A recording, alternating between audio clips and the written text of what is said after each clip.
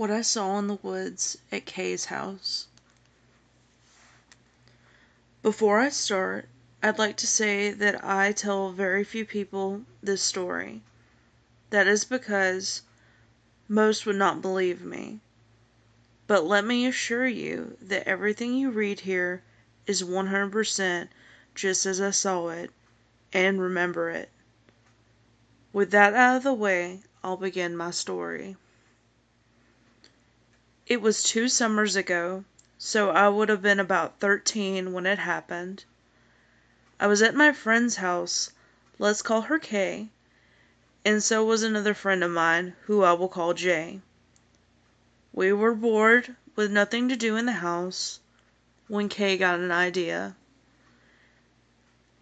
Kay had been getting pictures of orbs, some of which I have because she uploaded them on my computer, all down her driveway and in the woods by her house at night, and she wanted to investigate.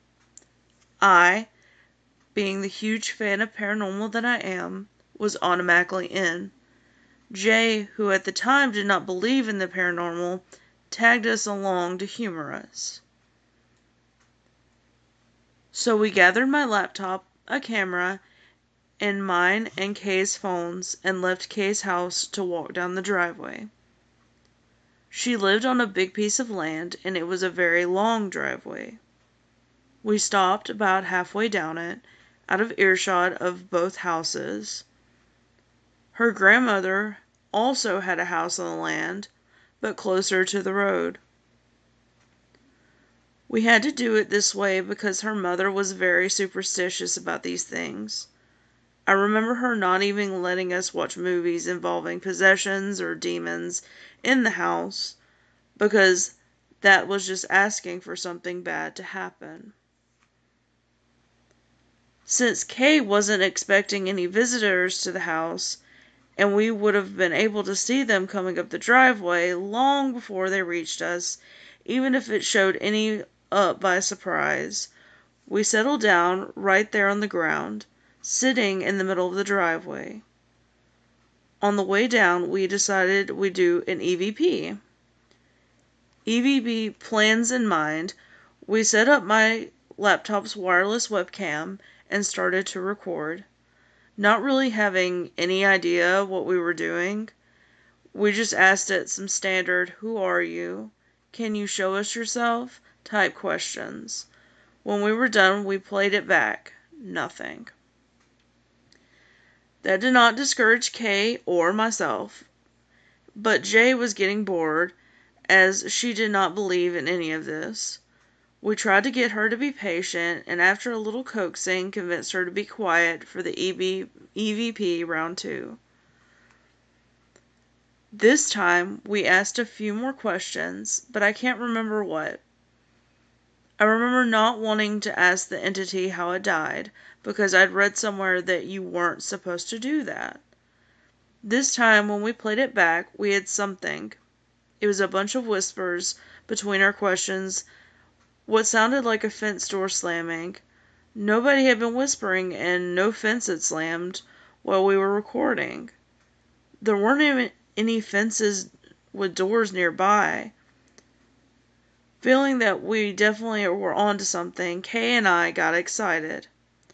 We did a third EVP, and this time we asked it to be louder.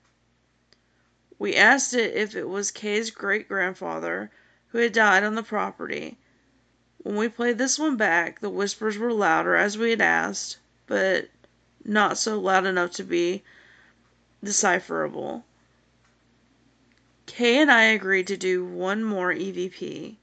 This time, Jay decided she wanted to help. Turns out that by helping, she meant teasing.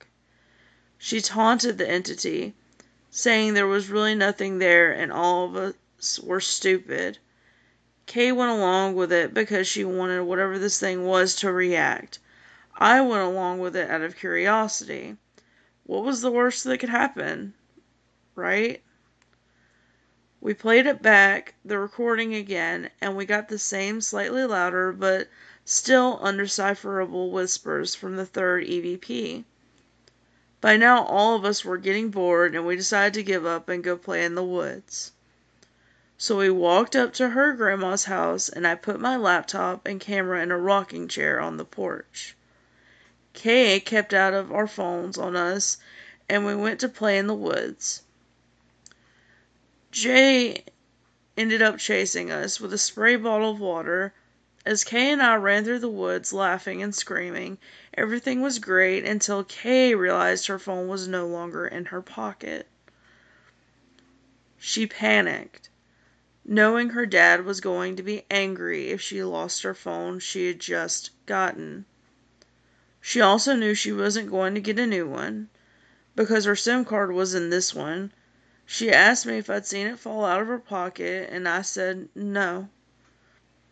If it had fallen out, I would have seen it or stepped on it, because I'd been running directly behind her in a very densely packed woods.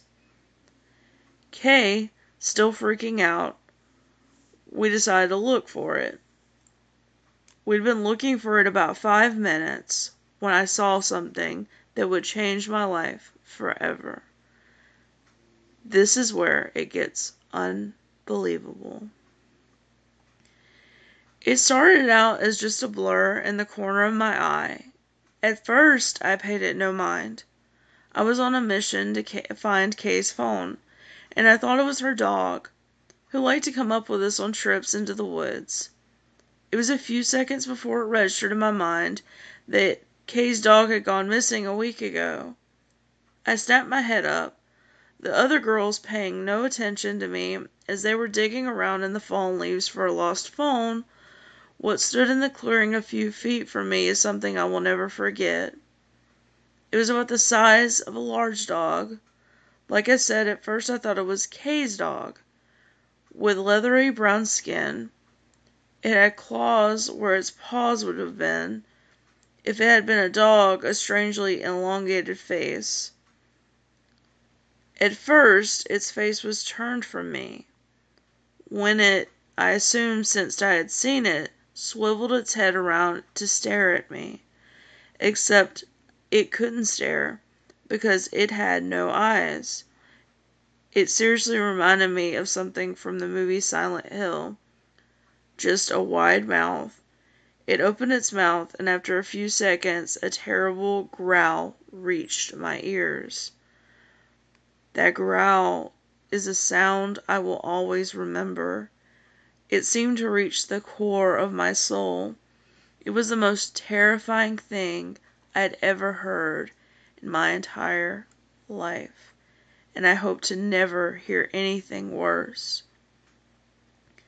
I was still frozen on the spot when suddenly Jay's mom drove up and it disappeared. We walked out of the woods into the driveway, me stunned, Kay and Jay having no clue what had happened. Jay's mom was there to get her, but she convinced her to let her stay just a little longer so maybe she could help us find Kay's phone. Jay's mom left to go do something, promising to be back within the hour, I believe. Still sort of in shock, I followed the other two girls back into the deep woods, even though something deep within me told me not to. That was when I heard a second growl, and so did everyone else. We looked at each other, and I quickly told them how I'd seen something, but I kept a lot of the details to myself so I didn't sound crazy. At this point, Jay was probably scared because she had heard the growl at this time. Kay was definitely scared too, but torn because she wanted to find her phone. I told her I wasn't helping anymore, I was sorry, and went to sit on her grandmother's porch. To this day, we rarely talk about what happened. No one ever found the phone, and it was half jokingly agreed upon whatever the thing was. It stole Kay's phone, because we get goaded on with the EVP. Whether that's true or not, I will never know.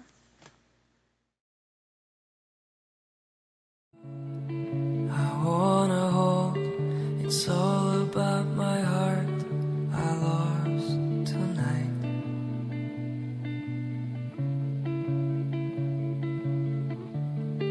It's all about the dreams